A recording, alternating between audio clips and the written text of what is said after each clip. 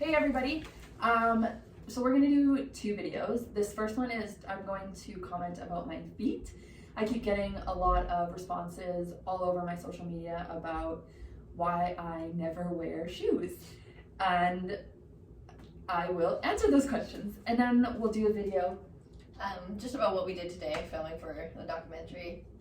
Yeah, so why I don't wear shoes.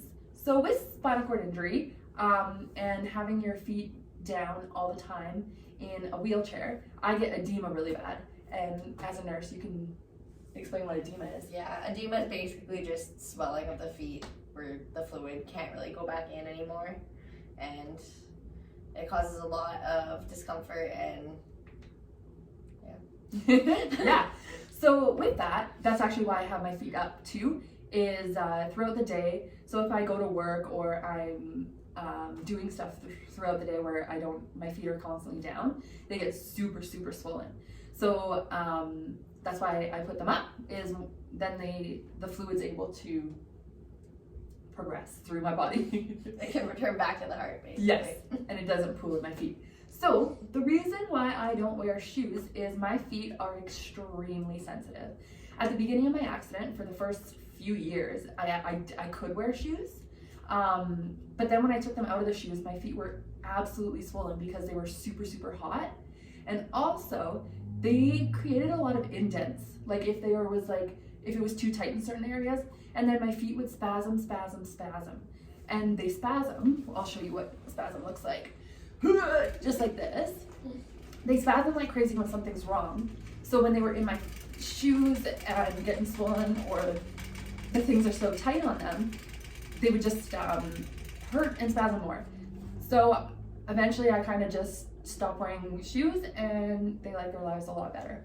And yes, I talk about my feet like they're their own little peeps. They are. And like shoes for you is so restricting and like can restrict blood flow, cause nerve damage, and you can't feel that. So it can cause way more damage in the end. Exactly. And if there is one thing that you could say to piss me off, like my number one pet peeve when I go out in the world. So whether it's plus 30 outside or minus 30, I still do not wear shoes.